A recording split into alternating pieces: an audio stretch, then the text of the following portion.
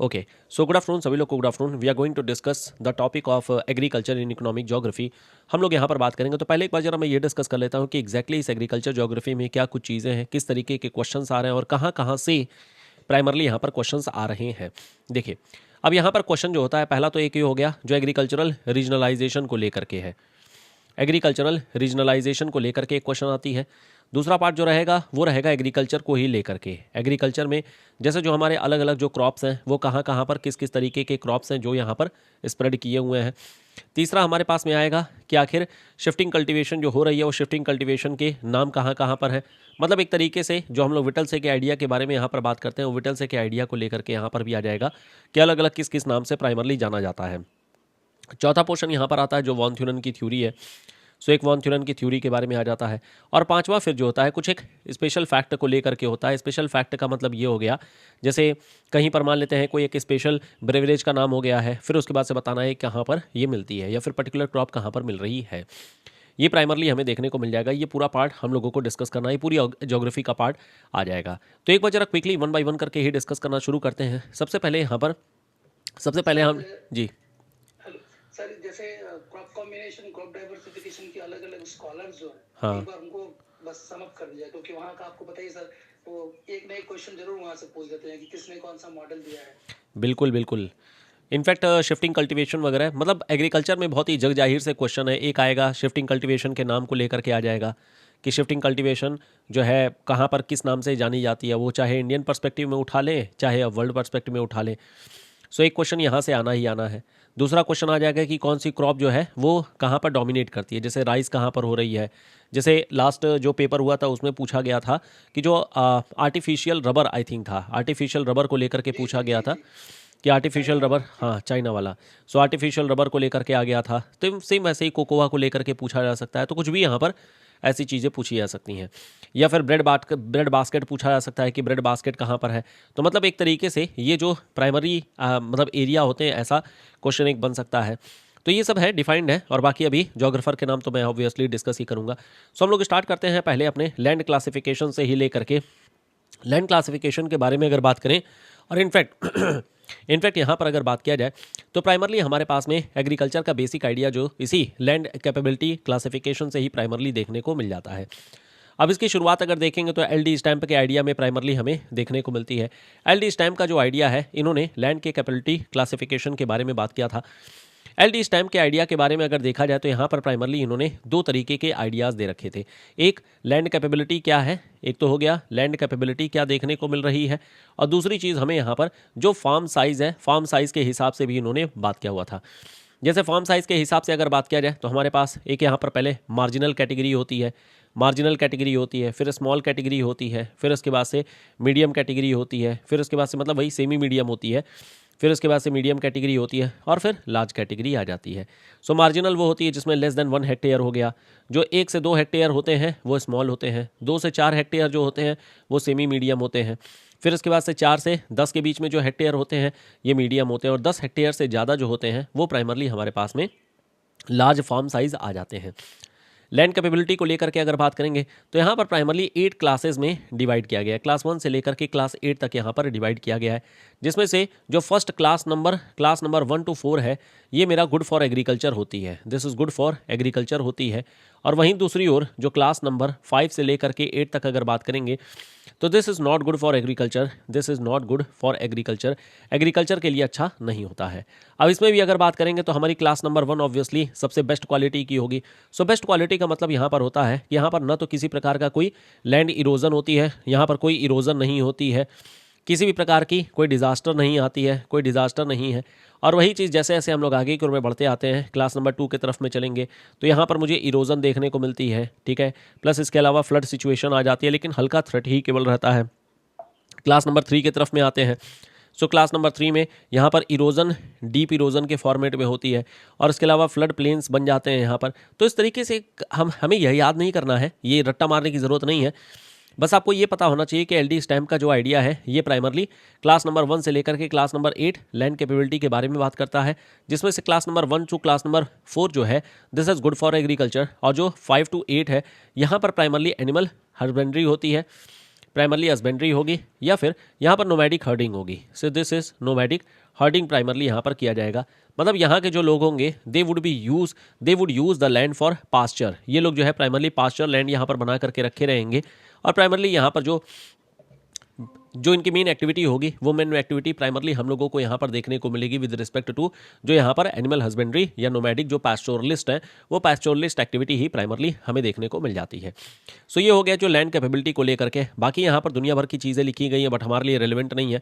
यही जो हम लोगों ने क्लास नंबर 1 से लेकर के क्लास नंबर 4 या क्लास नंबर 5 से लेकर के क्लास नंबर 8 तक जो डिस्कस किया है यही केवल रेलिवेंट है। बाकी ये सब करने की ज़रूरत नहीं है, ना तो क्वेश्चंस आएंगे और ना ही इस पर कुछ रेलिवेंट पॉइंट आएगा।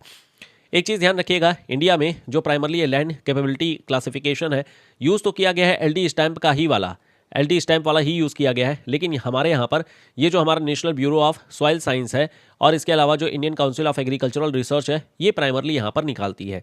तो इस संस्था का नाम जरा ध्यान रखिएगा, इंडिया में ये संस्था निकालती है।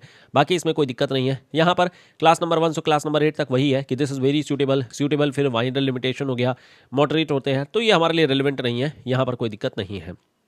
अब हम लोग जरा चलते हैं क्रॉप कॉम्बिनेशन के हमारे पास में अलग अलग जो तरीके हैं उन तरीकों के बारे में जरा डिस्कस करना शुरू करते हैं। तो सबसे पहले यहाँ पर बात कर लेते हैं कि आखिर में वो कौन कौन से आइडियाज़ हैं। और उसके पहले मैं यहाँ पर एग्रीकल्चर के जो क्लासिफिकेशन उस क्लासिफिकेशन के बारे में जरा अगर बात करूँ कि एग्रीकल्चर की प्राइमरी क्लासिफिकेशन हमें क्या देखने को मिलती है। सो देखिए यहाँ पर वर्ल्ड पर्सपेक्टिव में अगर बात किया जाए तो यहाँ पर 3-4 लोग हैं जिनका नाम आपको ध्यान रखना है और जो कुछ एक छोटे छोटे फैक्ट हैं वो ध्यान रखना है। अभी आपको ऑटोमेटिकली तुरंत याद हो जाएगा सारी ही चीज़ें। अब जैसे मान लेते हैं ये हमारे पास में हमारा एक वर्ल्ड मैप है, this is our world map. इस वर्ल्ड मैप में अगर बात किया जाए तो ये मान लेते हैं कि पूरी हमारी वर्ल्ड मैप है और यहाँ पर ये श्रीलंका हो गया और ये मान लेते हैं हमारा ये हो गया, ठीक है। अब यहाँ जरा देखिएगा, इसको मैं जरा कॉपी कर लेता हूँ क्योंकि ये चीज़ मैं कई बार अभी यूज़ करने वाला हूँ। एक सेकेंड, चलिए, हाँ जी। तो अब यहाँ पर अगर बात किया जाए ये जो नॉर्थ अमेरिका है, ये नॉर्थ अमेरिका में सबसे पहले यहाँ पर जो आइडिया दिया गया था वो बेकर ने दिया था। नाम ध्यान रखिएगा, बेकर ने दिया था। जोन्स ने क्लासिफिकेशन किया हुआ है साउथ अमेरिका की।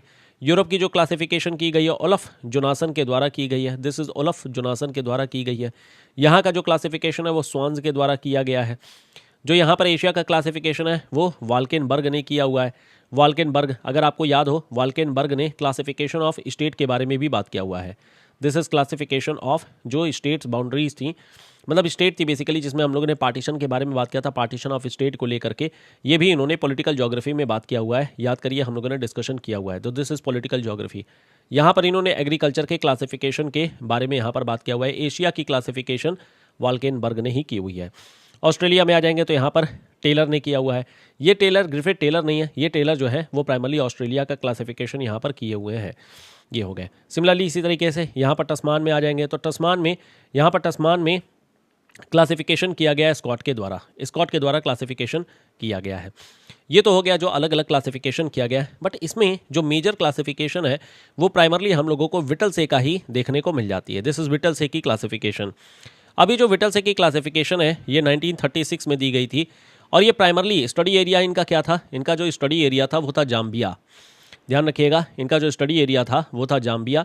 जाम्बिया को इन्होंने स्टडी किया हुआ था। प्राइमरली इन्होंने 5 पैरामीटर्स लिए थे स्टडी करने के लिए। और वो 5 पैरामीटर्स कौन कौन से थे? एक था कि आखिर में एग्रीकल्चर का तरीका क्या है, मतलब वे ऑफ एग्रीकल्चर। जैसे अगर मैं बोल रहा हूँ एग्रीकल्चर, इसका मतलब यहाँ पर फार्मिंग भी की जा रही है और फार्मिंग के साथ साथ यहाँ पर एनिमल हस्बेंड्री भी की जा रही है। सो इन दोनों का कॉम्बिनेशन हमें यहाँ पर देखने को मिल जाता है, पहली चीज़। दूसरी चीज़ कि आखिर में व्हाट इज़ द मेथड क्या हो रहा है या फिर कौन सी टेक्निक यहाँ पर इस्तेमाल की जा रही है। अब मेथड या टेक्निक का मतलब ये हो गया कि मैकेनाइजेशन है या फिर नॉन मैकेनाइजेशन है, किस तरीके की है। तीसरा हो गया जो लैंड यूज़ पैटर्न है। अब ये लैंड यूज़ 2 तरीके का हो सकता है, या तो सबसिस्टेंस हो सकती है या फिर कॉमर्शियल हो सकती है या फिर इंटेंस कल्टीवेशन हो सकती है। कुछ भी यहाँ पर लैंड यूज़ के फॉर्मेट में हो सकता है। फिर उसके बाद है disposal of product. Disposal of product का मतलब ये हो गया कि जो भी यहाँ प्रोड्यूस निकल करके आ रहा है वो किस तरीके से मार्केट में जा रहा है। सो दिस इज प्राइमरली कि कॉमर्शियल बेसिस पर जा रहा है या फिर डोमेस्टिक बेसिस पर जा रहा है। और लास्ट होता है जो इसकी कैपिटल इनपुट्स वगैरह होती है। तो यहाँ पर कैपिटल इनपुट या फिर जो यहाँ पर लेबर इनपुट है, तो लेबर इनपुट या फिर कैपिटल इनपुट के तौर पे यहाँ पर चला जाता है। तो प्राइमरली ये यहाँ पर 5 पैरामीटर्स होते हैं जिनके बेसिस पर अल्टीमेटली यहाँ पर विटलसे ने टोटल 13 क्लासिफिकेशंस यहाँ पर किए हुए हैं। टोटल 13 क्लासिफिकेशन यहाँ पर किए हुए हैं। तो जरा इन 13 क्लासिफिकेशन के बारे में जरा डिस्कस करता हूँ मैं कि आखिर में यहाँ पर जो है, यहाँ पर जो होता है वो हमारे क्लासिफिकेशन क्या दिए गए हैं। तो एक वाइट स्क्रीन ले लेते हैं। हाँ, अब यहाँ पर अगर बात करें जो 13 क्लासिफिकेशन है, उस 13 क्लासिफिकेशन में 4 तो बड़े एक्सटेंसिव तौर पे आप लोग फटाफट बता ले जाएंगे। 4 कौन से यहाँ पर होते हैं? एक तो सिंपल यहाँ पर जो नोमैडिक हर्डिंग है, so this is nomadic herding. Nomadic herding कहाँ पर देखने को मिलेगा? वहीं पर जहाँ मेनली जो है आपका पास या तो प्लेटू एरिया होता है, या तो प्राइमरली प्लेटू एरिया रहेगा, या तो प्लेटू एरिया रहेगा, या फिर जो है आपका जो डेजर्ट एरिया होता है, डेजर्ट एरिया।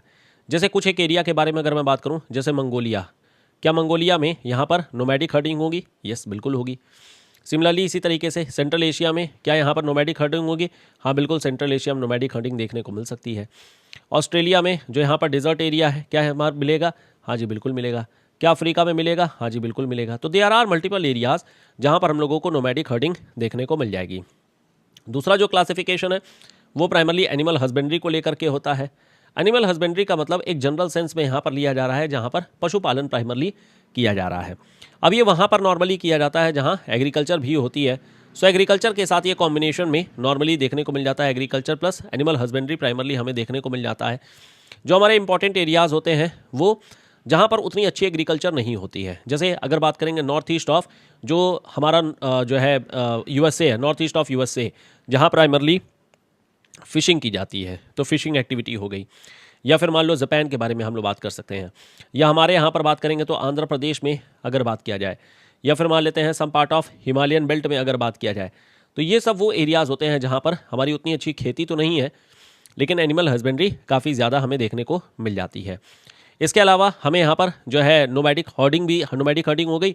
फिर उसके बाद से हमें शिफ्टिंग कल्टीवेशन देखने को मिल जाती है। तो दिस इज़ शिफ्टिंग कल्टीवेशन आ जाती है। अभी मैं शिफ्टिंग कल्टीवेशन को और डिटेल में लूँगा, लेकिन एनीवे शिफ्टिंग कल्टीवेशन एक तरीके की प्रिमिटिव टेक्निक होती है। ये एक तरीके का प्रिमिटिव टेक्निक होता है, और ये प्रिमिटिव टेक्निक जो होती है ये प्राइमरली जितने भी ट्राइबल लोग होते हैं उन ट्राइबल्स के द्वारा प्रैक्टिस किया जाता है। तो यहाँ पर ट्राइबल ग्रुप हम लोग यहाँ पर देखेंगे कि ट्राइबल ग्रुप के द्वारा ही प्राइमरली ये प्रैक्टिस किया जाता है। शिफ्टिंग कल्टीवेशन के बाद हम यहाँ पर एनिमल रियरिंग के बारे में बात कर सकते हैं। एनिमल रियरिंग का मतलब होता है जहाँ पर जानवरों को मारा जाता है और जो मीट वगैरह होते हैं, नॉन वेज प्रोडक्ट्स वगैरह जो होते हैं, ये प्राइमरली यहाँ पर डिस्ट्रीब्यूट किया जाता है। नॉर्मली ये जो काम होता है वो ऑस्ट्रेलिया में हमें ज़्यादा देखने को मिल जाता है। ऑस्ट्रेलिया हो गया, या फिर इसी तरीके से जो हमारा यूरोपियन पार्ट्स हैं, यूरोपियन पार्ट्स में देखने को मिल जाती है, अर्जेंटीना में देखने को मिल जाती है। तो ये वो एरिया है जहाँ पर प्राइमरली एनिमल रियरिंग की जाती है। ये तो 4 मेरे ख्याल से बड़े आराम से दुनिया को याद रहते हैं कि 4 आखिर में ये कौन कौन से हैं। अब इसके बाद से हम लोग जरा बात कर लेते हैं सब्सिस्टेंस कल्टीवेशन को लेकर के। सब्सिस्टेंस कल्टीवेशन, अब देखिए जो सब्सिस्टेंस कल्टीवेशन होती है ये भी प्राइमरली 2-3 तरीके का होता है। एक होता है जिसको हम लोग रूडिमेंट्री बोल देते हैं, दिस इज़ रूडिमेंट्री। ये जो रूडिमेंट्री होती है नॉर्मल ये हमारी सब्सिस्टेंस कल्टीवेशन होती है। सब्सिस्टेंस कल्टीवेशन का मतलब होता है जहाँ पर मैं प्राइमरली अपने सेल्फ कंजम्पशन के लिए चीज़ों को यहाँ पर ग्रो करूँगा। तो यहाँ पर प्राइमरली सेल्फ कंजम्पशन की चीज़ें होती हैं। अब ये सेल्फ कंजम्पशन वहाँ पर नॉर्मली होता है जो नॉर्मली पुअर एरिया होते हैं, poor area, non commercial areas होते हैं। So these are non commercial areas. जैसे अगर बात किया जाए छत्तीसगढ़ वगैरह का जो बेल्ट हो गया, या फिर इंडिया में यूपी के भी पार्ट्स में अगर बात करें तो जो पुअर बेल्ट है वहाँ पर हमें सब्सिस्टेंस कल्टीवेशन देखने को मिल जाती है। यहीं पर इवन एक और पार्ट आता है जहाँ पर हमारी इंटेंस सब्सिस्टेंस कल्टीवेशन होती है। इंटेंस सब्सिस्टेंस कल्टीवेशन होती है। ये जो हमारा इंटेंस सब्सिस्टेंस कल्टीवेशन होती है ये होता व्हाट इज, पहले तो ये समझिए पहले इंटेंस का मतलब क्या होता है। इंटेंस का मतलब होता है कम ज़मीन है लेकिन वहाँ पर मेरी पैदावार बहुत ज़्यादा हो रही है। तो मैं यहाँ पर मतलब बोल सकता हूँ लो साइज़ लैंड में जब मैं यहाँ पर हाई ईल्ड निकाल करके लेकर के आता हूँ, हाई ईल्ड लेकर के आता हूँ, तो उसको हम लोग बोलते हैं कि यहाँ पर इंटेंसिफिकेशन हो रखी है, या फिर इंटेंस हमें यहाँ पर कल्टीवेशन देखने को मिल जाती है। नॉर्मली वहाँ पर होगा जहाँ पर अरेबल लैंड कम होते हैं, जैसे आपको चाइना में देखने को मिल जाएगा। चाइना है बहुत बड़ा लेकिन जो इसका अरेबल लैंड है वो कम है, क्योंकि ये केवल कोस्टल बाउंड्री पर ही देखने को मिल जाती है। जापान में हमें देखने को मिल जाता है, अगेन लिमिटेड एरिया है। इंडिया में भी हमें इंटेंस सब्सिस्टेंस कल्टीवेशन इसलिए देखने को मिलता है क्योंकि यहाँ पर पॉपुलेशन बहुत ज़्यादा है, और अगर मैं रेशियो निकालूंगा तो रेशियो के हिसाब से इंडिया में भी कंडीशन जो है थोड़ी बुरी कंडीशन ही देखने को मिलती है। इसमें एक और पार्ट होती है जिसको हम लोग बोलते हैं extensive subsistence. This is extensive subsistence. Extensive subsistence भी आप बोल सकते हैं, या फिर आप इसको कॉमर्शियल भी बोल सकते हैं, डिपेंड कर जाता है एक्टिविटी कैसी है। एक्सटेंसिव का मतलब ये होता है जहाँ पर बड़े बड़े फॉर्म साइजेस होते हैं। तो लार्ज फॉर्म साइज होती हैं, यहाँ पर लार्ज फॉर्म साइज रहेगी, लार्ज फार्म साइज, खेत जो है बहुत बड़े बड़े होंगे। ऑब्वियसली यहाँ पर मॉडर्नाइजेशन हो जाती है। ये कहाँ पर मिलते हैं? प्राइमरली हमें प्रेरीज एरिया में देखने को मिल जाते हैं। प्रेरीज एरिया या कोई भी जो ग्रासलैंड एरिया होता है, ग्रासलैंड एरिया जो भी होता है, वहाँ पर हमें एक्सटेंसिव कल्टिवेशन देखने को मिल जाती है। एग्जाम्पल के तौर पे अगर बात किया जाए तो हमें सबसिस्टेंस मतलब ये जो हमारी क्लासिफिकेशन देखने को मिलेगी, अगर इसके बारे में मैं बात करूँ, will the class resume? Class नहीं चल रही है क्या? चलिए ठीक है। चलिए खैर कोई बात नहीं, हम लोग आगे बढ़ते हैं जरा। तो हम लोग विटलसे के क्लासिफिकेशन प्राइमरली हम लोगों ने कर लिया था। तो प्राइमरली हम लोगों ने यहाँ पर ये देखा कि 1936 में इन्होंने क्लासिफिकेशन कर रखा था, फिर क्लास जो है बीच में जो डिसरप्ट हो गई थी। तो इसके बाद से हम लोगों ने यहाँ पर देखना है कि जो 13 क्लासिफिकेशन है, 13 क्लासिफिकेशन में मैंने जो 13 रीजन है उसमें मैंने यही बोला अभी तक कि प्राइमरली 4 कल्टिवेशंस हैं। 4 मतलब 4 जो है एक जनरल बेसिस पर हम लोग बोल सकते हैं। एक हो गया जो हमारा नोमैडिक हो गया, एक हो गया जो नोमैडिक हर्डिंग होती है, दूसरे होते हैं जहाँ पर एनिमल हस्बेंड्री की जाती है, so this is animal husbandry का पार्ट हो गया। तीसरा पार्ट होता है जहाँ पर शिफ्टिंग कल्टिवेशन होती है, और चौथा पार्ट होता है जहाँ पर प्राइमरली ये जो है रियरिंग, एनिमल रियरिंग का काम यहाँ पर करते हैं। इसमें मैंने रीजन्स के बारे में बात कर लिया था, जैसे नोमैडिक जो बेसिकली पास्टोरलिस्ट होते हैं, जो मूव कर रहे होते हैं। तो मूव करने का मतलब यहाँ पर ये हो गया कि ये जैसे मंगोल का एरिया हो गया, मंगोलिया एरिया हो गया प्राइमरली, या जो भी यहाँ पर डेजर्ट एरिया वगैरह होते हैं, तो प्राइमरली वहाँ पर हमें देखने को मिल जाती है। एनिमल हस्बेंड्री का काम वहाँ पर होता है जहाँ पर प्राइमरली जैसे नॉर्थ ईस्ट ऑफ जो है यूएसए का पार्ट हो गया, यहाँ पर जैसे फिशिंग वगैरह कर ली जाती है। सिमिलरली इसी तरीके से डेनमार्क का एरिया हो गया। तो यहाँ पर बेसिकली डेयरी वगैरह प्रोडक्ट वगैरह ये सब हमें देखने को मिल जाते हैं, डेयरी प्रोडक्ट वगैरह आ जाते हैं। फिर उसके बाद से शिफ्टिंग कल्टिवेशन। शिफ्टिंग कल्टिवेशन जो होती है प्राइमरली ट्राइबल बेल्ट में हमें देखने को मिल जाती है। और चौथा है एनिमल रियरिंग को लेकर के। तो एनिमल रियरिंग प्राइमरली जो है ऑस्ट्रेलिया में प्राइमरली की जाती है, और इसके अलावा जो नॉर्थ वेस्ट यूरोप है, नॉर्थ वेस्ट यूरोप में देखने को मिल जाती है। खैर ये जो 13 क्लासिफिकेशन है, यहाँ पर 13 क्लासिफिकेशन में जो सबसे मोस्ट इंपॉर्टेंट पार्ट है जो मुझे डिस्कस करना है वो है शिफ्टिंग कल्टिवेशन को लेकर के, क्योंकि अगेन इस पर क्वेश्चन आते रहते हैं। तो यहाँ पर शिफ्टिंग कल्टिवेशन के बारे में बात करें तो 2 हमारे पार्ट है। एक तो हम लोग वर्ल्ड लेवल पर भी बात करेंगे कि वर्ल्ड पर्सपेक्टिव में कहाँ पर क्या बोला जाता है, और फिर इंडियन पर्सपेक्टिव में कि इंडिया में कहाँ पर क्या चीज़ बोला जाता है। तरीका है याद करने का सिंपल। अब यहाँ पर देखिए, जैसे अगर बात किया जाए तो कुछ एक यहाँ पर बेल्ट है। जैसे अगर मान लेते हैं जैसे इंडिया में क्या, पहले हम लोग जो है वर्ल्ड में अलग अलग जगहों पे बात करें तो ब्राज़ील में अगर बात करेंगे तो ब्राज़ील में प्राइमरली, ब्राज़ील नहीं, यहाँ पर सेंट्रल अमेरिका जो है यहाँ पर बोला जाता है मिल्पा। ये जो है मिल्पा का कैटेगरी हो गया। ये जो ब्राज़ील है, ब्राज़ील में प्राइमरली यहाँ पर जो है रोका बोला जाता है, दिस इज़ रोका हो गया।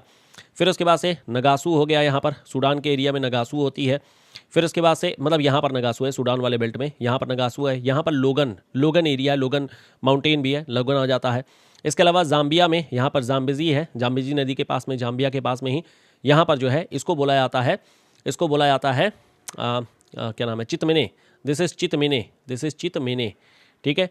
फिर उसके बाद से यहीं पर जो है जो हमारा ये है मेडागास्कर है, यहाँ पर बोला जाता है तावी। तो दिस इज़ तावी, रट्टा मारना है, कुछ और ऑप्शन नहीं है। जैसे यहीं पर ये चेन्ना हो गया, ये जो है चेन्ना बोला जाता है, ये जो आपका श्रीलंका हो गया। सिमिलरली इसी तरीके से प्राइमरली यहाँ पर क्वेश्चन पूछे जाते हैं, ये पूछे जाते हैं। यहाँ वाला जो है जैसे आपका वियतनाम में आ जाएंगे तो वियतनाम में यहाँ पर बोला जाता है रे बोला जाता है। थाईलैंड में आ जाएंगे तो यहाँ पर तामराई बोला जाता है, दिस इज़ तामराई हो गया।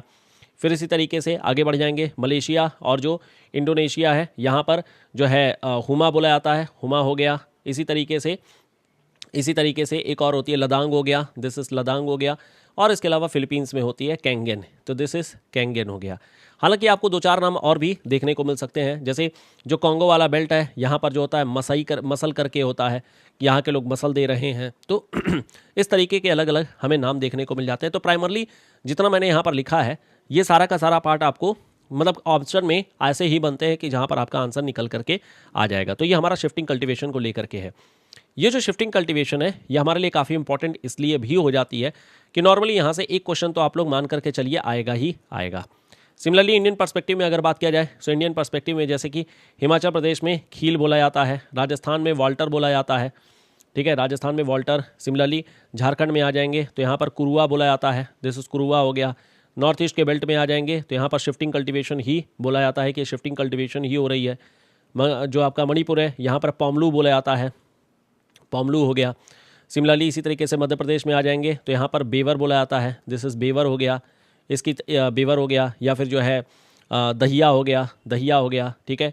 फिर इसी तरीके से आंध्र प्रदेश में आ जाएंगे तो पेंदा, दिस इज़ पेंदा हो गया, या फिर जो होता है पोदू हो गया। तो ये सब प्राइमरली यहाँ पर बोला जाता है। छत्तीसगढ़ में आ जाएंगे, छत्तीसगढ़ हो गया, अंडमान एंड निकोबार हो गया, तो यहाँ पर दीपा बोला जाता है, दिस इज़ दीपा हो गया। उड़ीसा में आ जाएंगे तो यहाँ पर जो होता है डाबी हो गया, डाबी हो गया, कुम्र हो गया, और इसके अलावा ब्रिंगा हो गया, दिस इज़ ब्रिंगा। वेस्टर्न घाट में आ जाएंगे तो यहाँ पर कुमारी बोला जाता है। मतलब कुल मिलाकर के ये सब नाम है जो रट्टा मार रहे हैं, अलग अलग तरीके से अपना अपना ट्रिक बना करके यहाँ पर याद कर लीजिएगा। So this is the case जो कि हमें शिफ्टिंग कल्टीवेशन का देखने को मिलता है। अब एक तीसरा इलाका होता है, अच्छा इसमें मैंने अगला जो पार्ट बात किया था वो था कि इंटेंस मतलब सबसिस्टेंस कल्टीवेशन किस तरीके की हो रही है। तो सबसिस्टेंस के बारे में हम लोगों ने यहाँ पर बात किया था। सबसिस्टेंस वो होती है जो सेल्फ कंजम्पशन के लिए प्राइमरली यहाँ पर यूज़ की जाती है। अब इसमें मैंने बात किया कि दो तरीके हैं, एक होती है जहाँ पर एक्सटेंसिव फील्ड मेरे पास होती हैं, एक्सटेंसिव फील्ड होती हैं, और दूसरी होती है जो इंटेंसिव फील्ड होती हैं। मतलब यहाँ पर फील्ड जो है रिलेटिवली कम रहते हैं, लेकिन इंटेंसिव यहाँ पर सबसिस्टेंस कल्टीवेशन की जाती है, सबसिस्टेंस कल्टीवेशन की जाती है। और यहाँ पर एक्सटेंसिव होती है, एक्सटेंसिव कल्टीवेशन प्राइमरली यहाँ पर की जाती है। एक्सटेंसिव कल्टीवेशन में प्राइमरली जितने भी ग्रासलैंड एरियाज़ हैं वो ग्रासलैंड एरियाज़ हमें देखने को मिल जाते हैं। जैसे ग्रासलैंड के बारे में अगर बात करेंगे तो ये जो बेल्ट है हमारा, ये जो प्राइमरली हमारा बेल्ट है, इस बेल्ट में ये हमारा प्रेरीज़ का बेल्ट आ जाता है, दिस इज़ प्रेरीज़ का बेल्ट हो गया। ये जो प्रेरीज़ का बेल्ट है this is good for wheat cultivation, corn cultivation, corn मतलब मेज़ का कल्टीवेशन, प्राइमरली यहाँ पर वीट और मेज़ यहाँ पर होता है। यहाँ पर प्रेरीज़ हो गई। अब जो हमारा साउथ अमेरिका है, साउथ अमेरिका वाले पार्ट में यहाँ पर हमें मल्टीपल चीज़ें यहाँ पर देखने को मिल जाती हैं। जैसे एक हो गया जो हमारा लानोज है, तो ये जो बेल्ट है वेनेजुएला या फिर जो है आपका ब्राज़ील तक, ये हमारा लानोज कहलाता है, दिस इज़ लानोज हो गई। फिर यहाँ पर ब्राज़ील में आ जाएंगे तो यहाँ पर कंपोज कहलाती है। यही दोनों एकमात्र ऐसी हैं जो प्राइमरली हम लोगों को ट्रॉपिकल ग्रासलैंड देखने को मिल जाती हैं, this is tropical grassland. Similarly यहीं पर हमें सेल्वास देखने को मिलती है, ये जो है सेल्वास हो गया। लेकिन जो सेल्वास होता है ये प्राइमरली इक्वेटोरियल फॉरेस्ट बेल्ट होती है, this is equatorial forest belt जो अमेजॉन के बेसिन पे, अमेजॉन बेसिन पर प्राइमरली देखने को मिल जाती है।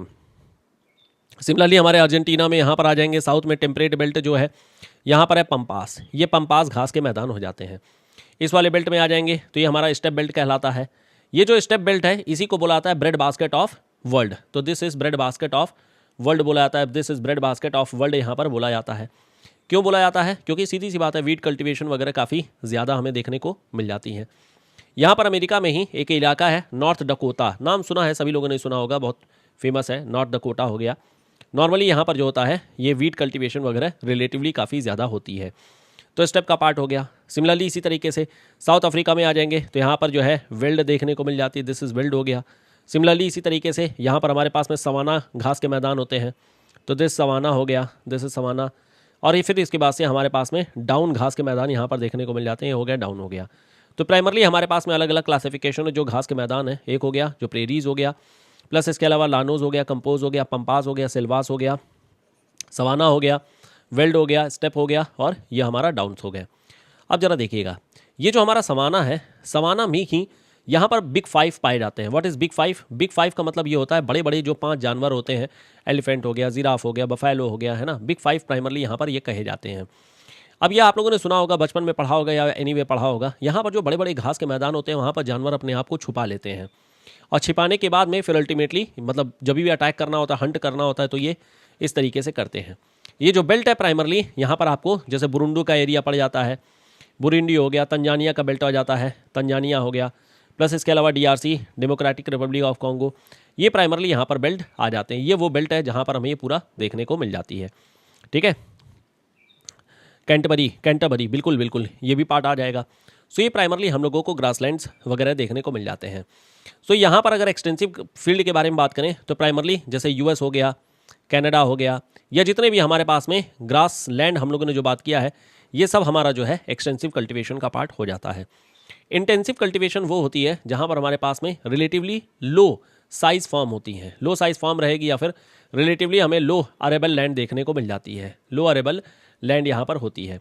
तो ये जो लो अरेबल लैंड होती है, जैसे यहाँ पर चाइना, जैसे जापान, यहाँ पर प्राइमरली हम लोगों को देखने को मिल जाता है जो हमारा इंटेंसिव कल्टीवेशन होती है। तो यहाँ पर इंटेंस कल्टीवेशन के नाम पर प्राइमरली हम लोगों को ये सब देखने को मिल जाता है।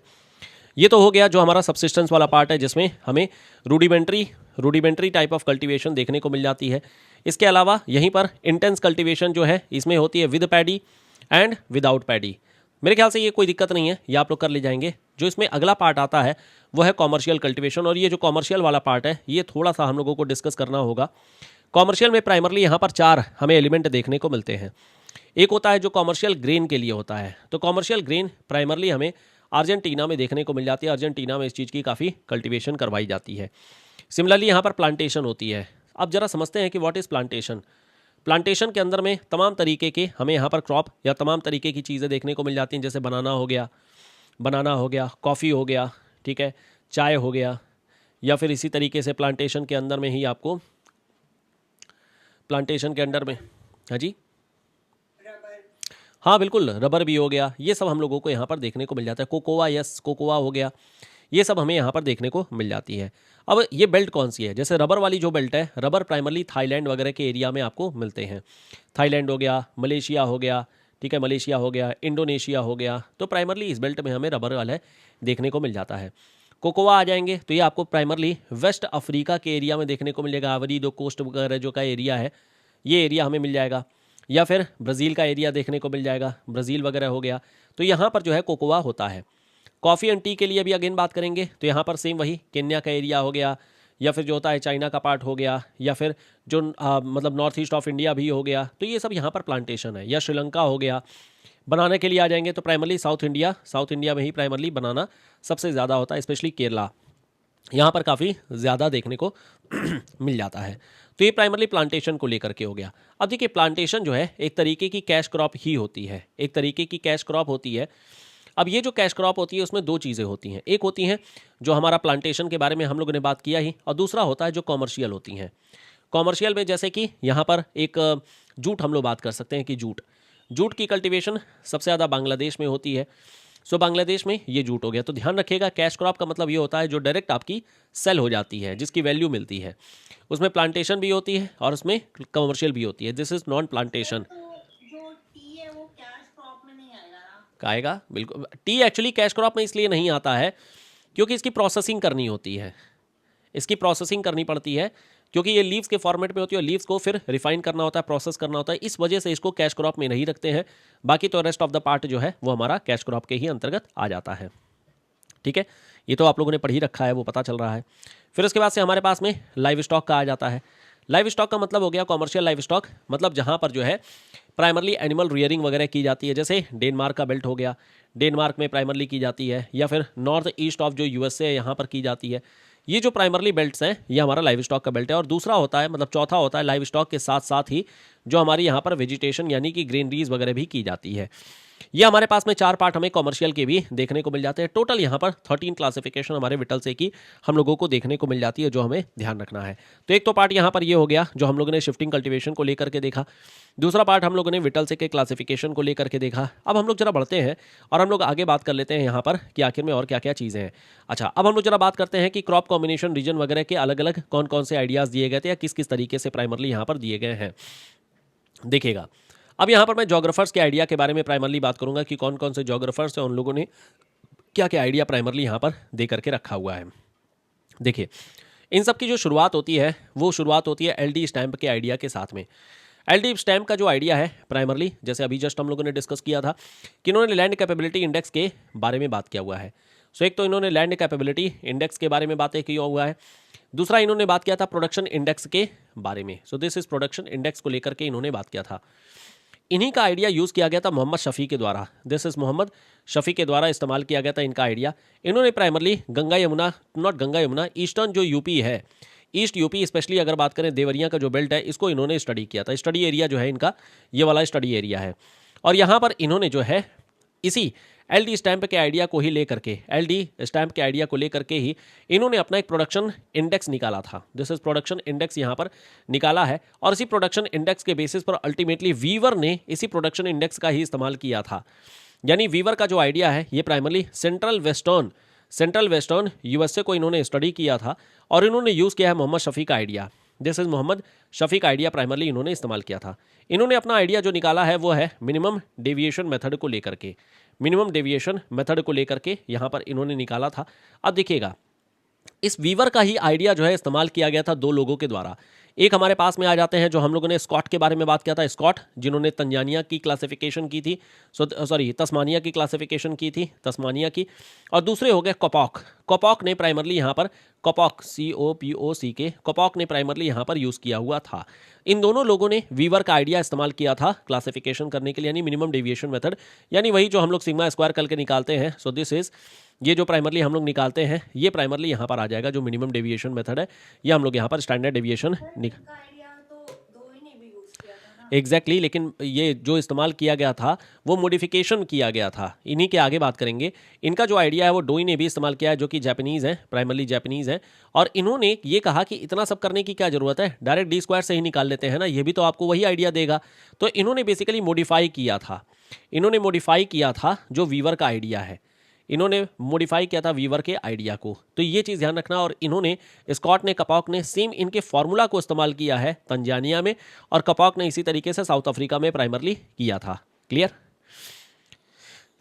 चलिए अब इसके बाद से आ जाते हैं नेक्स्ट, रफ़ीउल्लाह का आइडिया। रफ़ीउल्लाह का जो आइडिया है ये ध्यान रखना है, यहाँ पर इन्होंने मैक्सिमम पॉजिटिव डेविएशन मेथड इस्तेमाल किया है, मैक्सिमम पॉजिटिव डेविएशन मेथड यहाँ पर इन्होंने इस्तेमाल किया था। और इन्होंने स्टडी जो किया गया था गंगा यमुना का जो प्लेन एरिया है, प्राइमरली इसको स्टडी इन्होंने किया था। ये तो हो गया जो नॉर्मली आपको सीक्वेंस में लगाने को इसी तरीके से आ सकता है। तो मोहम्मद शफ़ी हो गए, फिर उसके बाद से वीवर हो गए। अच्छा, इसमें आपको जो सीक्वेंस में लगाने के लिए है वो सीक्वेंस नॉर्मली जो क्वेश्चन पूछता है वो अगर मैं बात करूँ तो सबसे पहले शफ़ी साहब आ जाएंगे, शफ़ी के बाद में वीवर साहब आ जाएंगे, वीवर के बाद में रफ़ीउल्लाह का आइडिया आ जाता है, दिस इज़ रफ़ीउल्लाह का आइडिया आ जाता है।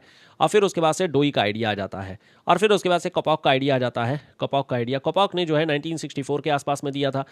डोई का आइडिया 1959 में देखने को मिलता है। रफ़ीउल्लाह का आइडिया 1955-56 के आसपास का है, और ये लोग तो खैर काफ़ी पहले के हैं। तो ये प्राइमरली हमें सीक्वेंस भी देखने को मिल जाता है। जरा सीक्वेंस ध्यान रखिएगा, सीक्वेंस पर भी, क्योंकि क्वेश्चंस वगैरह पूछे गए हैं कि किस सीक्वेंस में प्राइमरली किया गया है। ये हो गया हमारे पास में एक जनरल जी। ये सर सेम क्वेश्चन एमपीपीएससी में है, सेम क्वेश्चन। अच्छा हाँ, तो इस तरीके से नॉर्मली मतलब एक्सपेक्ट करिए कि आपके इस 19 तारीख वाले एग्जाम में भी एक पॉसिबिलिटी है कि इस तरीके से क्वेश्चन पूछे जा सकते हैं।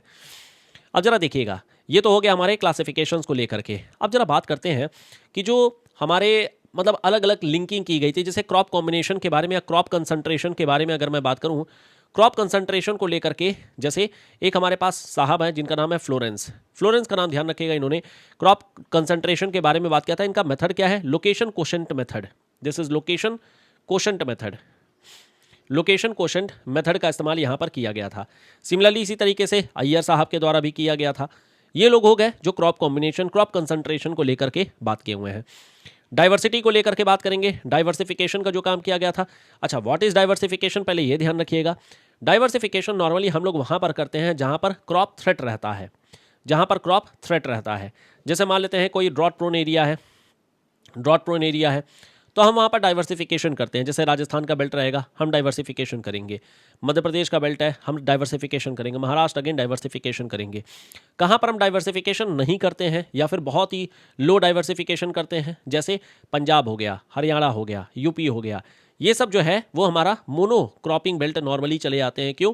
क्योंकि यहाँ पर मुझे पता है कि मेरी जो क्रॉप है वो फर्टाइल लैंड है, सोर्सेज अवेलेबल हैं, तो प्लस इस यहाँ पर जो ईल्ड है वो अच्छी आएगी। तो we are actually trying to get the maximum productivity here, हम लोग यहाँ पर मैक्सिमम प्रोडक्टिविटी यहाँ पर निकालने की कोशिश करते हैं।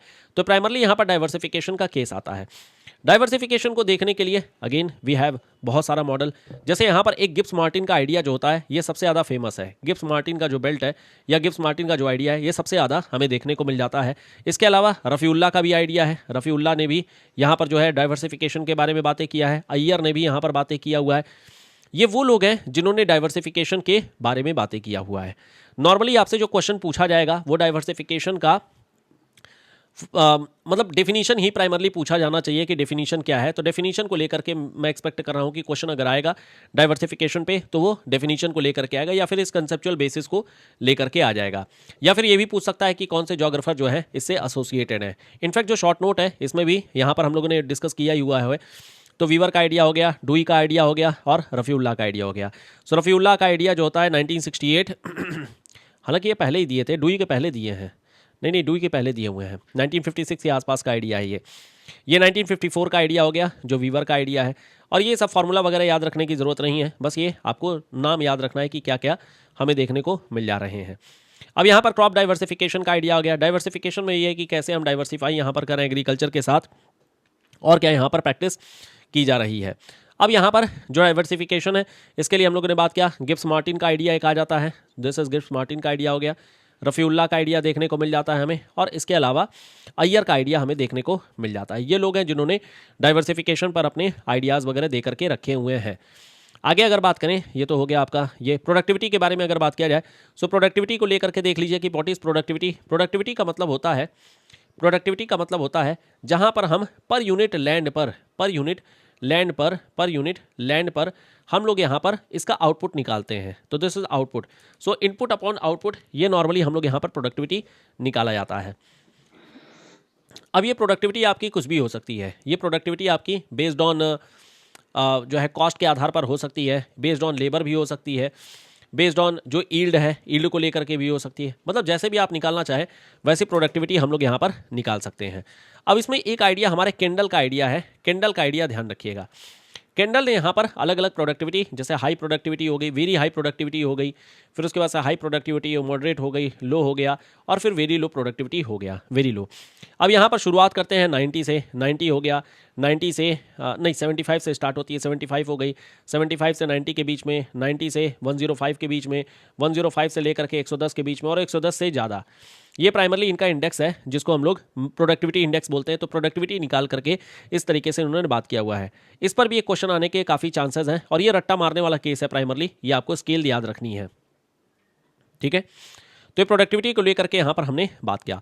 अब प्रोडक्टिविटी के लिए केवल यहाँ पर केंडल का आइडिया नहीं है, यहाँ पर 3 और नाम है जो नाम केवल याद रखिएगा। एक हो गए अमीर खुसरो, दूसरे हो गए कैंटारोविच, दिस इज कैंटारोविच, और तीसरे का नाम यहाँ पर ध्यान रखिएगा लियोन्टिफ।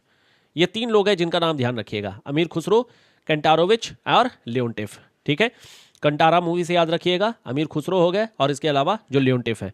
तो प्राइमरली यहाँ पर हम लोगों ने एक जो हमारा प्रोडक्टिविटी है, डाइवर्सिफिकेशन है, और जो हमारा क्रॉप कंसंट्रेशन है, इन सब चीज़ों के बारे में बात किया। नॉर्मली जो क्वेश्चंस है इन्हीं के बीच से ही नॉर्मली आपको देखने को मिल जाएंगे। अब यही चीज़ है, यहाँ पर प्रोडक्टिविटी को लेकर के बात की जा रही है, पर यूनिट एरिया को लेकर के, एग्रीकल्चरल लेबर वर्क को लेकर के, इनपुट को लेकर के, हेक्टेयर हो गया, या फिर इंटेंसिटी को लेकर के यहाँ पर हम लोग लगा सकते हैं। तो ये हमारे पास में अलग अलग क्लासिफिकेशन यहाँ पर हो सकते हैं। अब इसको तो मेरे ख्याल से कर ले जाएंगे। अच्छा, एस भाटिया का नाम ध्यान रखिएगा। एस भाटिया ने यूपी में क्लासिफिकेशन की थी, और टोटल 5 कैटेगरी यहाँ पर इन्होंने बताई हुई थी, 5 कैटेगरी यहाँ पर बताई है।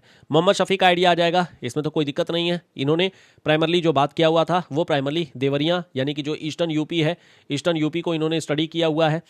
इसके अलावा दंतवाला का आइडिया, नाम केवल ध्यान रखना है दंतवाला का, कि इन्होंने प्राइमरली यहाँ पर प्रोडक्टिविटी पर बात करके रखी हुई है। एल डी स्टैम्प का आइडिया हो गया, मॉर्गन का आइडिया हो गया, और बाकी ये हमारे लिए रेलिवेंट नहीं है, उसको आप छोड़ना चाहे तो छोड़ सकते हैं, स्किप कर सकते हैं। फिर उसके बाद से ये कहाँ पर किस तरीके की वेरिएशन है प्रोडक्टिविटी की, तो हरियाणा वगैरह का जो एरिया है ये बहुत ज़्यादा है। फिर ईस्टर्न यूपी में आ जाएंगे, मॉडरेट टू लो है। कर्नाटका महाराष्ट्र का जो बेल्ट है ये हमें लो देखने को मिल जाएगी। तमिलनाडु केरला का जो बेल्ट है मॉडरेट टू हाई है अगेन, और बाकी तो खैर एक जनरल कंसेप्ट के तौर पे, जनरल नॉलेज के तौर पे यहाँ पर हमें देखने को मिल जाता है। अब यहीं पर जरा क्रॉप के बारे में भी बात कर लेते हैं, कौन कौन सी क्रॉप कहाँ कहाँ पर डोमिनेट करती है। तो प्राइमरली यूपी में अगर आ जाएंगे तो यूपी में हमें जो है पोटैटो, आलू जो है ये डोमिनेट करती है। इसके अलावा आपका जो है sugar cane, this is sugar cane हो गया, ये यहाँ पर डोमिनेट करता है। तो इसके अलावा वीट हो गया, वीट यहाँ पर डोमिनेट करती है। राइस यहाँ नहीं करती है, राइस प्राइमरली जो है वेस्ट बंगाल में होती है। सो वेस्ट बंगाल का राइस हो गया, वीट हो गया आपका जो यूपी का है, पोटैटो हो गया, शुगर केन हो गया, ये सब हमें यूपी में देखने को मिल जाता है, ठीक है। पल्सेस के लिए ध्यान रखिएगा मध्य प्रदेश का, मध्य प्रदेश पल्सेस में सबसे आगे है। मिलेट के लिए बात कर लेते हैं, मिलेट हो गया, मिलेट प्राइमरली जो है राजस्थान में देखने को मिल जाती है। राजस्थान में प्राइमरली अगर बात करेंगे तो कुछ एक हैं, जैसे मिलेट हो गया, ये मैंने शेयर किया हुआ है वैसे, मिलेट हो गया, प्लस इसी तरीके से मस्टर्ड हो गई, दिस इज मस्टर्ड हो गया, और इसके अलावा बार्ले, दिस इज बार्ले। तो प्राइमरली ये जो है राजस्थान में हमें देखने को मिल जाती है। सिमिलरली अगर महाराष्ट्र में अगर बात करेंगे तो महाराष्ट्र में यहाँ पर ऑनियन, प्याज, ठीक है, प्लस इसके अलावा जितने भी पल्सेज हैं, जैसे यहाँ पर ग्राम हो गया, या फिर मान लेते हैं पी हो गया, चिकपी जिसको बोलते हैं, या फिर मान लेते हैं कि आपका जो अरहर की दाल होती है अरहर हो गया, तो जितने भी तरीके, सोयाबीन हो गया, यस बिल्कुल सोयाबीन हो गया, ये सब प्राइमरली, और काजू हो गया, काजू भी, तो काजू जो होती है ये प्राइमरली हमारा महाराष्ट्र में डोमिनेट करता हुआ देखने को मिल जाता है। कर्नाटका में अगर आ जाएंगे सो कर्नाटका में प्राइमरली यूएस वाली जितनी भी चीज़ें हैं, जैसे आपका मेज़ हो गया, मतलब कॉर्न हो गया, या इसके अलावा आपका जो है सनफ्लावर हो गया, सनफ्लावर यहाँ पर डोमिनेट करती है। सीरियल्स हो गई, जो सीरियल्स होती है ये सब यहाँ पर डोमिनेट करती है, ठीक है। आंध्र प्रदेश में आ जाएंगे, सो आंध्र प्रदेश में प्राइमरली यहाँ पर फ्रूट्स हैं, फ्रूट्स यहाँ पर डोमिनेट करते हैं। अल्फांजो, बिल्कुल अल्फांजो आम जो है ये भी आ जाता है, तो प्राइमरली ये जो है यहाँ पर डोमिनेट करते हैं, ठीक। गुजरात में आ जाइए, गुजरात में 2 क्रॉप का नाम ध्यान रखिएगा, एक तो कॉटन क्रॉप हो गई और दूसरा हो गया जो आपका ग्राउंड नट होती है, मूंगफली ग्राउंड नट होती है, ये प्राइमरली यहाँ पर डोमिनेट करती है। एनीवे ये इसकी जो है पीडीएफ ऑलरेडी शेयर की गई है, तो पीडीएफ में प्राइमरली जो होता है सारी चीज़ें दिया गया है। ये विटल से की क्लासिफिकेशन हो गई जो हम लोगों ने डिस्कस कर ही लिया है, तो यहाँ पर मेरे ख्याल से कोई दिक्कत नहीं होगी। ये सब सिंपल आइडियाज़ हैं, यहाँ पर तो कुछ नया नहीं है, ये हम लोगों ने ऑलरेडी डिस्कस कर लिया है। इफिशियंसी वगैरह को लेकर के तो हो गया है, ये सारे आइडियाज़ कर लिया हम लोगों ने। एग्रो क्लाइमेटिक जोन और जो एग्रो इकोलॉजिकल जोन है इसके बारे में हमें बात करना है। अब जो एग्रो क्लाइमेटिक जोन है एग्रीकल्चर के लेकर के अगर बात किया जाए तो इसके बारे में ज़रा बात करता हूँ मैं। अगर मैं देखूँ इसके आगे कुछ और भी है क्या, ग्लोबल फूड डिस्ट्रीब्यूशन, हाँ ये बात करना अभी बात कर रहा हूँ मैं, चलिए ठीक है। तो प्राइमरली ये हो गया है। अब हमें यहाँ पर जो बात करना है उसके बारे में डायरेक्टली मैं आता हूँ। यहाँ पर सबसे पहले हम लोग एग्रो, जो हमारा एग्रो क्लाइमेटिक क्लासिफिकेशन है, इस एग्रो क्लाइमेटिक क्लासिफिकेशन के बारे में बात करते हैं। तो प्राइमरली हमारे पास में 3 क्लासिफिकेशन है। एक क्लासिफिकेशन होता है जो हमारा रंधावा साहब के द्वारा दिया गया है, रंधावा के द्वारा। दूसरा क्लासिफिकेशन है जो हमारे पी सेन गुप्ता के द्वारा दिया गया है, पी सेन गुप्ता या फिर जी सदासुक राव के द्वारा दिया गया है। और तीसरा हो गया जो हमारा प्लानिंग कमीशन के द्वारा है, दिस इज प्लानिंग कमीशन। अब देखिए प्लानिंग कमीशन ने प्राइमरली यहाँ पर 15 तरीके बताए थे। जो हमारे पी सेन गुप्ता, जी सदासुक हैं, रट्टा मारिएगा, ये सब काफ़ी इंपॉर्टेंट है, इस पर क्वेश्चन इस तरीके से बन जाता है। जी सदासुक राव हैं, यहाँ पर 4, 11, 60 ये क्लासिफिकेशन है। 4 है जो कैटेगरी है, 11 सब कैटेगरी है, और उसके अंदर में 60 जो होती है सब कैटेगरी। अभी याद करने का तरीका बताऊंगा कैसे ये याद करना है। प्राइमरली रंधावा में यहाँ पर उन्होंने 5 क्लासिफिकेशन बताई है। सबसे आसान जो है रंधावा का क्लासिफिकेशन है। और रंधावा के क्लासिफिकेशन में देखिए क्या इन्होंने बोला। इन्होंने बोला, मान लेते हैं कि ये हमारा इंडिया का मैप, जरा क्विकली एक बार मैं ड्रॉ कर देता हूँ, वहाँ से लोकेट करना और वहाँ से जो होता है याद करना रिलेटिवली काफ़ी आसान हो जाता है। मान लेते हैं इंडिया का कुछ एक मैप है, थोड़ा सा गड़बड़ ज़्यादा हो गया है, इसको मैं ज़रा इरेज करके, चलिए 1 करोड़ का जो है जुर्माना है अगर गलत मैं बनाते हुए पाए गए तो। अब यहाँ ज़रा देखिएगा, ये मान लेते हैं ये हमारा इंडिया का मैप है, ठीक है। अब जरा देखिएगा, अब इसमें जो क्लासिफिकेशन इन्होंने किया हुआ है ये हमारा हिमालयन बेल्ट। तो इन्होंने बोला है ये जो है हिमालयन बेल्ट, ये हमारा हिमालयन बेल्ट हो जाती है, ड्राई हिमालयन बेल्ट है प्राइमरली। यहाँ पर कोई खेती वगैरह नहीं होती है, नॉर्मली जो होती है वो हॉर्टिकल्चर ही प्राइमरली यहाँ पर होती है। तो ये हॉर्टिकल्चर का बेल्ट है, दिस इज हॉर्टिकल्चर का बेल्ट। फिर उसके बाद से ये जो वेस्ट जो है ड्राई वेस्ट वीट रीजन हो गया, ड्राई वेस्ट वीट रीजन हो गया। फिर इसके बाद से ये हमारा ईस्ट वेट राइस रीजन हो गया, ईस्ट वेस्ट राइस रीजन हो गया। मालाबार वेट रीजन हो गया, मालाबार वेट रीजन हो गया। 1 2 3 4 5वां हो गया जो साउथ कोर्स रीजन है, this is south course region. तो ये प्राइमरली हम लोगों को ये पूरा बेल्ट हमें देखने को मिल जाता है। 5 क्लासिफिकेशन किया गया है। पहला हिमालयन बेल्ट याद रखिएगा, हिमालयन बेल्ट प्राइमरली यहाँ पर याद रखिएगा, मैंने कीप तो किया है, हाँ। तो यहाँ पर देखिएगा, एक आप हिमालयन बेल्ट याद रखिएगा। दूसरा बेल्ट यहाँ पर आपको ध्यान रखना है, दूसरा बेल्ट यहाँ पर ध्यान रखना है जो वीट ग्रोइंग एरिया है, वीट ग्रोइंग। तीसरा हो गया जो हमारा ये पूरा का पूरा राइस ग्रोइंग बेल्ट है, इसको राइस बाउल भी बोल देते हैं, rice bowl of India. Chhattisgarh, Orissa, West Bengal, ये पूरा बेल्ट हो गया, साउथ कोर्स हो गया। और इसके अलावा जो मालाबार बेल्ट है, ये हमारे रंधावा साहब की क्लासिफिकेशन यहाँ पर कही गई, रंधावा साहब का क्लासिफिकेशन आ जाता है। अब आते हैं जरा पी सेन गुप्ता के ऊपर में। पी सेन गुप्ता ने प्राइमरली यहाँ पर 4 जो कैटेगरी बता रखी है, 4 कैटेगरी में एक हो गया जो हिमालयन बेल्ट है, एक तो हमारा हिमालयन खुद का होता है, चलिए ठीक है हिमालयन हो गया। दूसरा जो है इन्होंने यहाँ पर सेमी, मतलब ये हमारा जो होता है semi humid zone, semi humid zone के बारे में यहाँ पर बात किया है, सेमी ह्यूमिड जोन को लेकर के। फिर उसके बाद से ये वाला बेल्ट हो जाता है जो हमारा ह्यूमिड जोन को लेकर के है, दिस इज ह्यूमिड जोन हो गया। और फिर उसके बाद से जो साउथ मतलब ये जो हमारा नॉर्थ ईस्ट का बेल्ट है, ये नॉर्थ ईस्ट का बेल्ट प्राइमरली यहाँ पर आ जाता है, नॉर्थ वेस्ट रीजन यहाँ पर इन्होंने बोला है। ये 4 कैटेगरी यहाँ पर बोली गई है। तो प्राइमरली अगर आप देखेंगे तो इतने ही पार्ट में क्लासिफिकेशन आपको देखने को मिल जाएगा। अब यहाँ पर सबकी क्लासिफिकेशन है, सबने यहाँ पर जो होता है अलग अलग। तो ये हो गया 4। अब 11 को बांटना है 2 2 4 3, तो 4 3 7 2 9 2 11, ये आपको याद रखना है, सब क्लासिफिकेशन है। यहाँ पर 60 का क्लासिफिकेशन 4, यहाँ पर 11 11 4 15 हो गया, 15 ये 24 हो गया, और ये जो होता है ये 18 हो गया। आई थिंक 18 ही शायद होता है, 18, हाँ ठीक है, 18 4 22, 22 2 44, 44 1 45, 45 शायद 12 है, ये जो भी है 12 ही शायद है। तो यहाँ पर एनीवे ये 60 टोटल आ जाती है, 12 4 16, 16 6 ये हो गया 20 20 40, 40 2 50 58। थोड़ा सा यहाँ पर गड़बड़ हो रहा है, मेरे ख्याल से कुछ ऊपर नीचे हो रहा है, शायद ये 14 है, फिर 14 है, यस 14 है शायद, एक बार इसको देख लीजिएगा। वैसे ये तो 18 है, ये तो 24 है, ये तो खैर नहीं नहीं नहीं नहीं, एक 21 है, यस ये 21 है, 21 है, ये सही मैं लिखा था। ये 4 हो गया, ये 11 है, यहाँ पर 21 है और ये 24 है।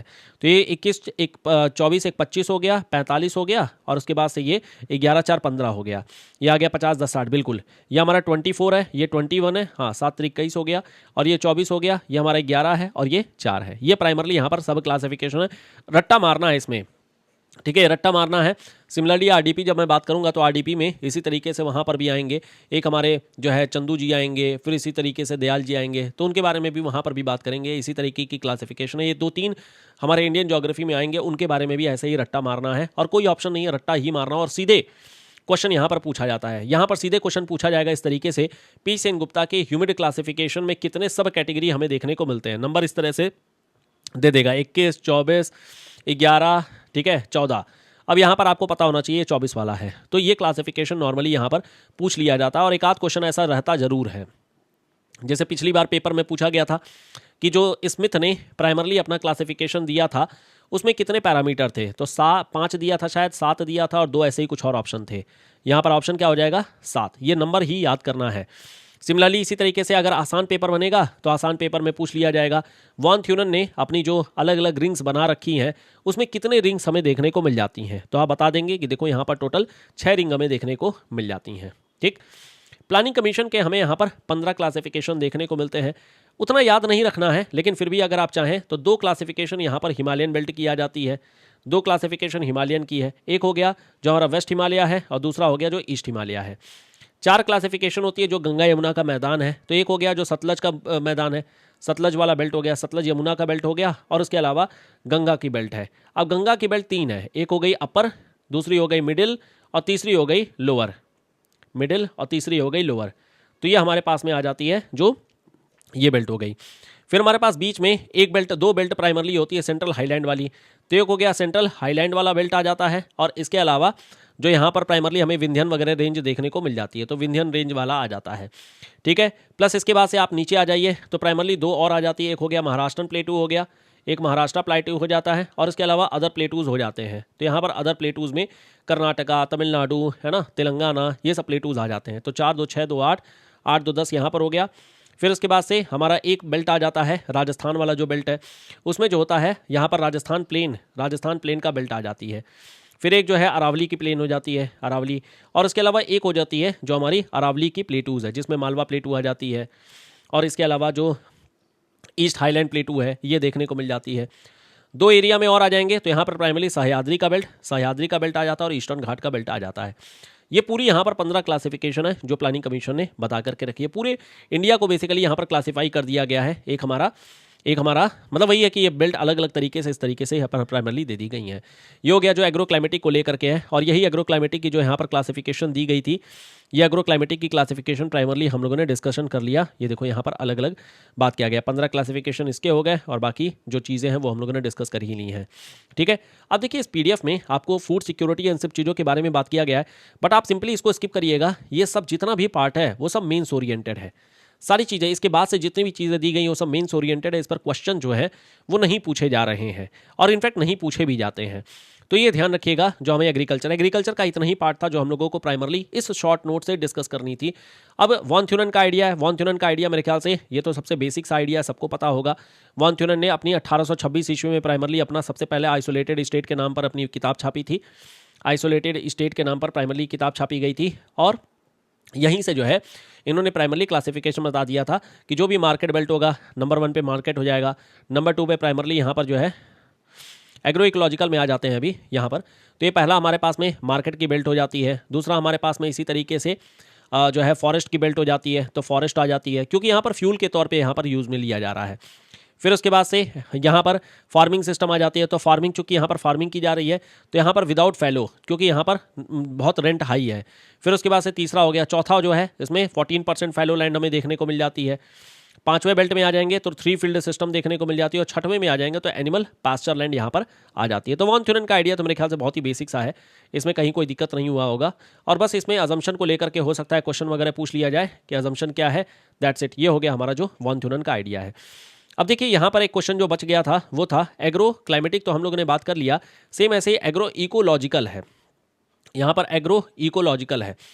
आपसे सिर्फ और सिर्फ जो क्वेश्चन पूछा जाएगा एग्रो इकोलॉजिकल का नंबर बता दीजिए। ये ICAR ने प्राइमरली बताया था। टोटल यहाँ पर 20 एग्रो इकोलॉजिकल जोन है।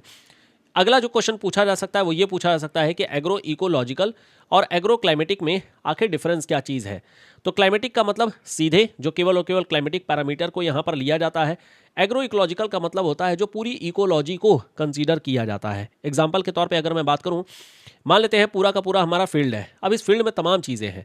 इस फील्ड में यहाँ पर क्लाइमेट भी है। क्लाइमेट का मतलब हो गया कि क्या टेम्परेचर है, क्या ह्यूमिडिटी है, ठीक है, क्या ह्यूमिडिटी है। इसके अलावा हमें सॉइल देखने को मिल जाती हैं।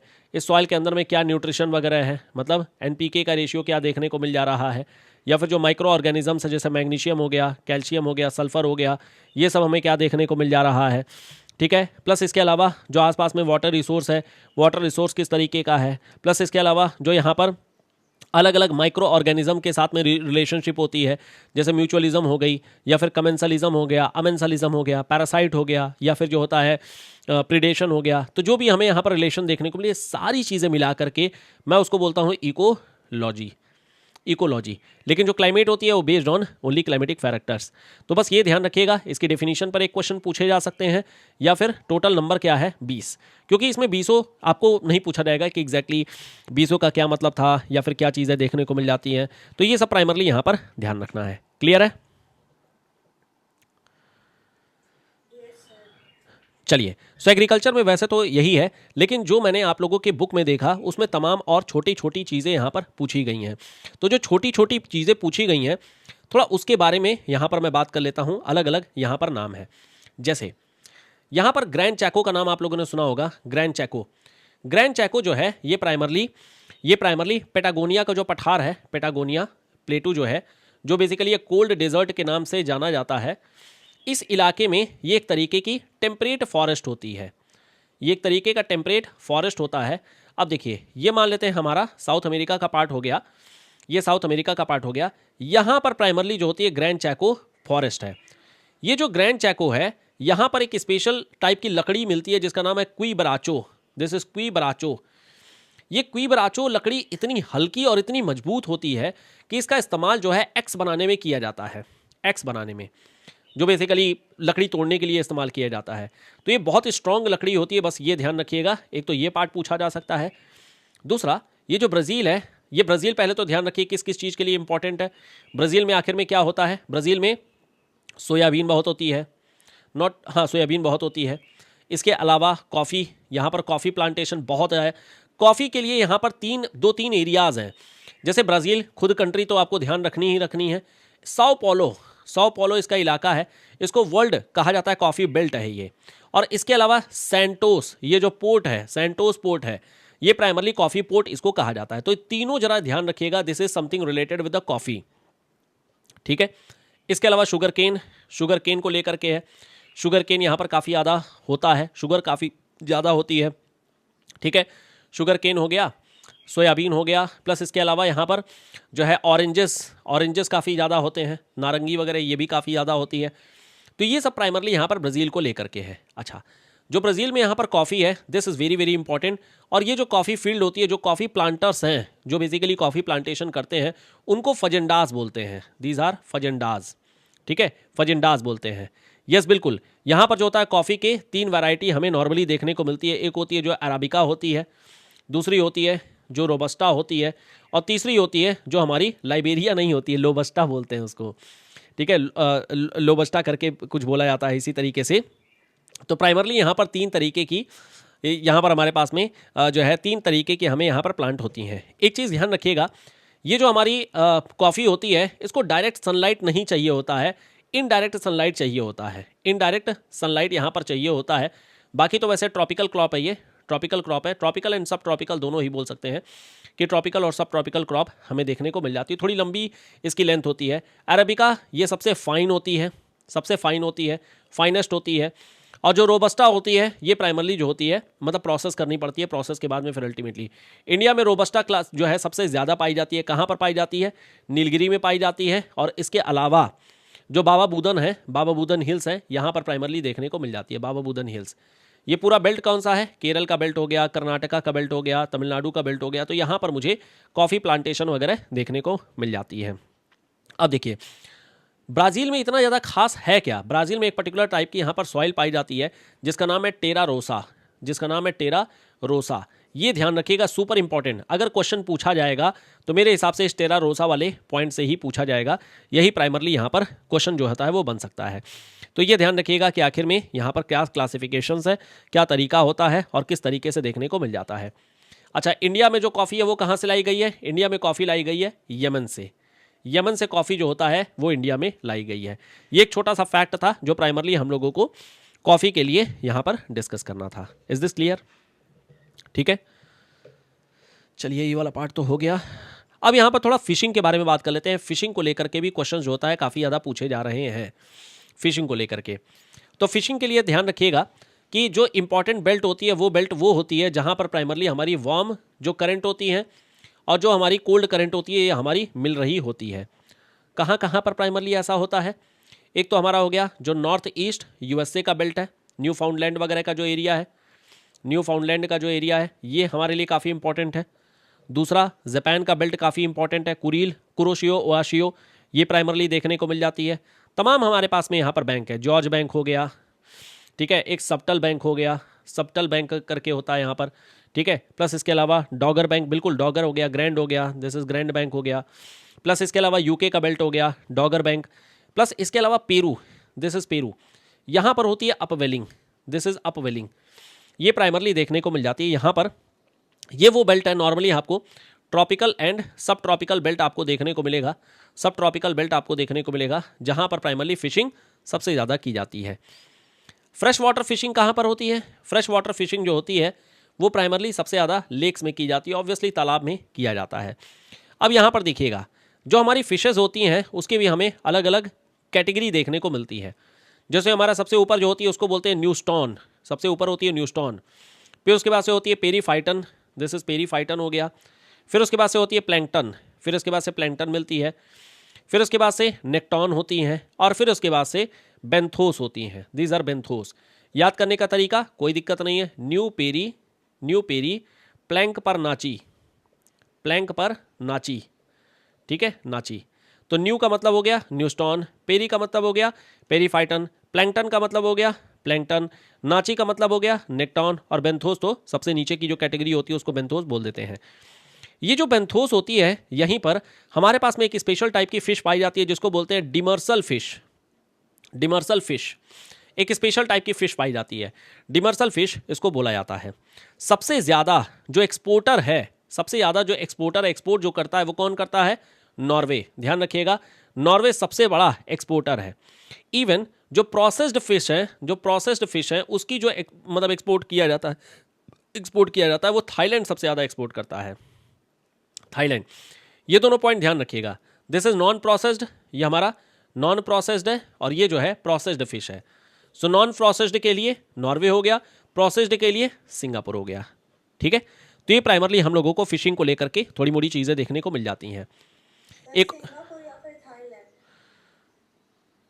नहीं है तो ये थाईलैंड, सिंगापुर में भी होती है, सिंगापुर में भी होती है, लेकिन सिंगापुर में primarily Singapore is known for, ये जो है आंतरिक पोर्ट इसको बोला जाता है, आंतरिक पोर्ट के लिए प्राइमरली ये फेमस है। ये मतलब एक तरीके से जगह प्रोवाइड करता है जिसके थ्रू अल्टीमेटली आप आकर के जो भी पोर्ट एक्टिविटी करना है वो यहाँ पर प्राइमरली होती है। लेकिन अभी रिसेंट जो अभी का डेटा है उस डेटा के हिसाब से तो थाईलैंड ही है, ठीक है, एक बार चेक कर लीजिएगा अगर वो रहेगा तो। एनीवे जो रिसेंट डेटा है, रिसेंट के डेटा के हिसाब से जो मुझे मिला है रिसेंट का डेटा, उसमें तो थाईलैंड ही प्राइमरली दिखाया गया है कि जो प्रोसेस्ड फिश है सबसे ज़्यादा वो थाईलैंड ही है, ठीक है। चलिए अब जरा आगे बढ़ते हैं। अब नेक्स्ट जो पार्ट है वो है मेडिटेरेनियन। अब जरा एक यहाँ पर ट्रिक ध्यान रखिएगा, कभी भी ऑप्शन में जैसे कुछ एक ऑप्शन में बोलता हूँ कि ग्रिफिथ टेलर अगर ऑप्शन में रहे तो वही आंसर होंगे, ठीक है, मतलब ऐसे ब्लाइंडली भी नहीं जाना है। अगर पहले आप क्वेश्चन को पढ़िए, अगर आपको आइडिया नहीं लग रहा है तब आप इन सब ट्रिक की तरफ में जाइएगा। तो दो चार जो ट्रिक मैंने बात की थी, एक ग्रिफिथ टेलर को लेकर के बात किया था कि ग्रिफिथ टेलर यहाँ पर आंसर हो जाते हैं। दूसरा, कहीं पर मेडिटेरेनियन अगर लिखा है तो मान करके चलिएगा मेडिटेरेनियन ही आंसर है, मान करके चलिएगा। जैसे लास्ट वाला जो एग्जाम हुआ था उसमें क्लियोथर्म करके ऐसे कुछ कोई क्वेश्चन आया था, है ना, तो उसका भी आंसर जो है मेडिटेरेनियन ही था। तो ये प्राइमरली जो होते हैं ये मेडिटेरेनियन, पहले तो आपको ये बेल्ट पता होनी चाहिए कि मेडिटेरेनियन बेल्ट है कौन कौन सी, कहाँ कहाँ पर प्राइमरली देखने को मिल जाती है। सो ये जो पहले वर्ल्ड का एक मैप बना लेते हैं और वहाँ पर देख लेते हैं कि कहाँ कहाँ पर मेडिटेरेनियन प्राइमरली हमें देखने को मिलती है। ये हो गया मेडिटेरेनियन का बेल्ट जो है, जो कहाँ कहाँ पर मिल रहा है। और ये मोस्ट इंपॉर्टेंट है, मतलब ये बहुत ही ज़्यादा इंपॉर्टेंट है, रट्टा मार करके रखना है कि कहाँ कहाँ पर मेडिटेरेनियन बेल्ट प्राइमरली हमें देखने को मिलता है। देखिए इंडिया में अगर बात करेंगे तो ये जो बेल्ट है यहाँ पर, केरल वाला जो बेल्ट है, यहाँ पर हमें मेडिटेरेनियन बेल्ट देखने को मिल जाता है। ये मैंने यहाँ पर एम बना दिया। कैलिफोर्निया वाला जो बेल्ट है, ये वाला जो बेल्ट है यहाँ पर, ये भी बेल्ट हम लोगों को यहाँ पर मेडिटेरेनियन बेल्ट देखने को मिल जाता है, ये मैंने एम बना दिया। चिली वाला जो बेल्ट है, ये जो चिली वाला बेल्ट है यहाँ पर मैंने एम बना दिया। नॉर्थ चिली का जो इलाका है ये कैलिफोर्निया हो गया, दिस इज़ कैलिफोर्निया हो गया। ये हो गया नॉर्थ चिली का जो पार्ट है, this is north Chile, north Chile का पार्ट हो गया। इंडिया के पार्ट में भी देखने को मिल जाता है। साउथ अफ्रीका में यहाँ पर हमें मेडिटेरेनियन बेल्ट देखने को मिल जाती है। खैर एनीवे ये तो पूरा का पूरा बेल्ट ही मेडिटेरेनियन बेल्ट है, जहाँ पर फ्रांस हो गया, स्पेन हो गया, तमाम चीज़ें हो गई, ये सब हमारा जो है मेडिटेरेनियन हो गया। तो ट्यूनीशिया हो गया, प्लस इसके अलावा मोरक्को हो गया, ट्यूनीशिया हो गया, अल्जीरिया हो गया, लाइबेरिया हो गया, इजिप्ट हो गया, ये सब हमें देखने को मिल जाती है। थोड़ा सा यहाँ इजिप्ट का मेंशन आया, तो इजिप्ट के बारे में अगर मैं बात कर लूँ तो इजिप्ट जो है प्राइमरली ये कॉटन कल्टीवेशन के लिए जाना जाता है। Egypt knows on cotton cultivation. और वहीं यहाँ पर जो इजराइल है, Israel is known for fruit and vegetables, fruit and vegetables के लिए प्राइमरली यहाँ पर जाना जाता है, ठीक है। ऑस्ट्रेलिया में अगर बात करेंगे तो साउथ वेस्ट पार्ट में यहाँ पर हमें मेडिटेरेनियन क्लाइमेट देखने को मिल जाती है, दिस इज मेडिटेरेनियन। चाइना के साइड में आ जाएंगे तो कुछ पार्ट यहाँ पर चाइना का भी मेडिटेरेनियन देखने को मिल जाता है, दिस इज मेडिटेरेनियन। ये पूरा बेल्ट है जो मेडिटेरेनियन का हमें देखने को मिल जाता है। वाई दिस इज इंपॉर्टेंट, यहाँ पर क्योंकि ऑलिव कल्टिवेशन होती है, ऑलिव कल्टिवेशन हमें देखने को मिल जाती है यहाँ पर, ऑलिव कल्टिवेशन ध्यान रखिएगा, this is important, super important मैं यहाँ पर कहूँगा कि कहाँ कहाँ पर क्लासिफिकेशन है। कैलिफोर्निया प्लस नॉर्थ चिले प्लस ये पूरा फ्रांस वगैरह वाला जो पूरा बेल्ट है, और ये प्राइमरली ऑस्ट्रेलिया और इंडिया और ये सब।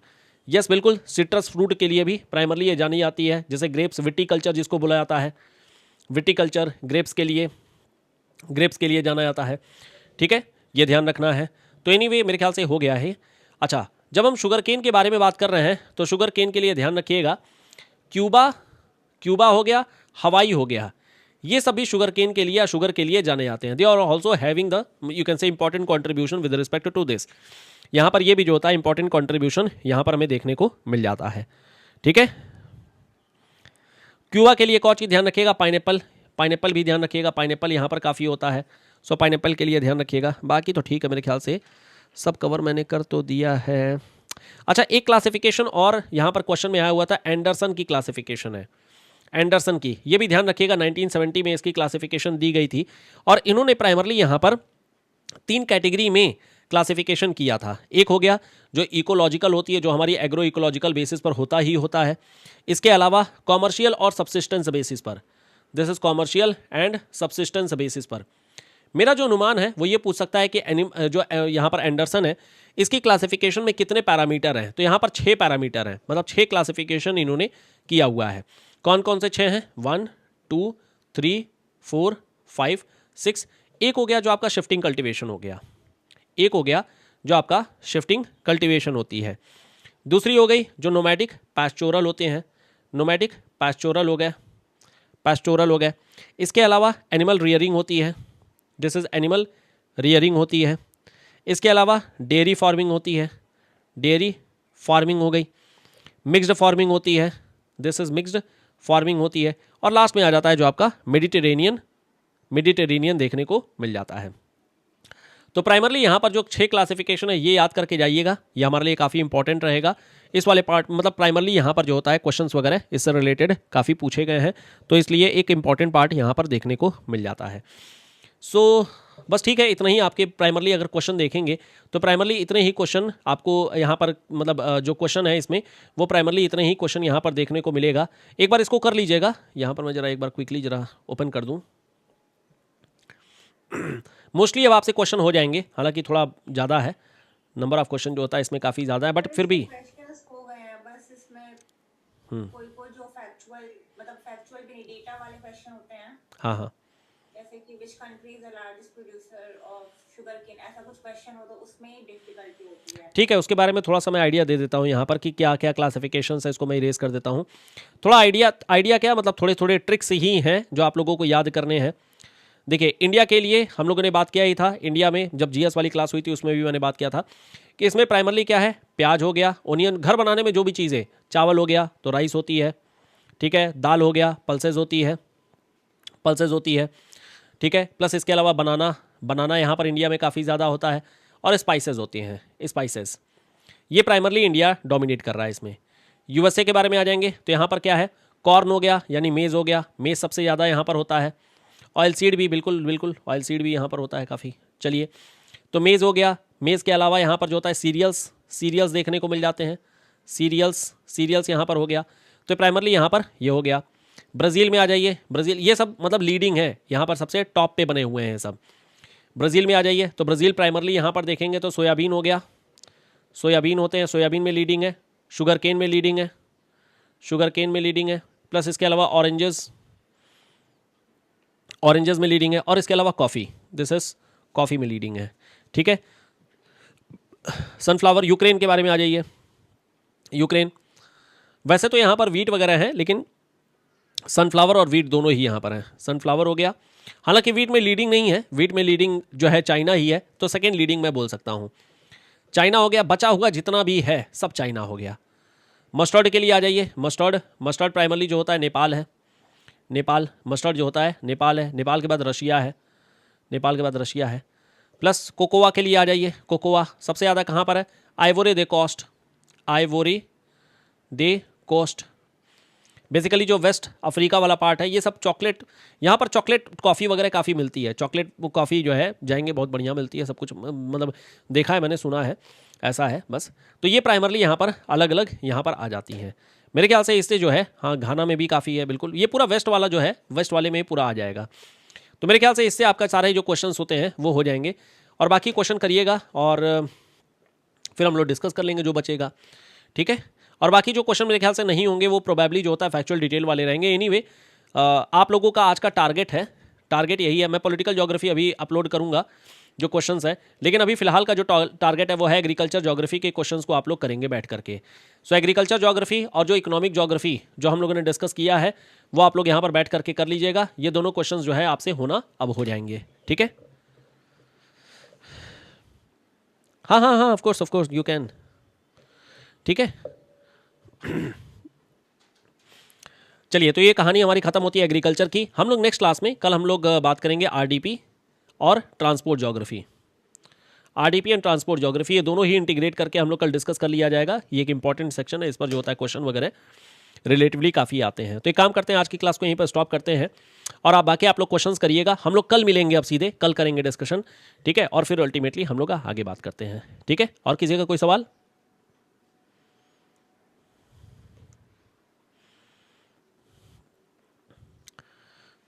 हाँ कल 2:30 बजे से बिल्कुल। चलिए ठीक है, तो आज की क्लास को यहीं पर स्टॉप करते हैं, फिर आगे मिलेंगे। बाकी आप लोग क्वेश्चंस को करिएगा, जहाँ दिक्कत होगी वहाँ बताइएगा।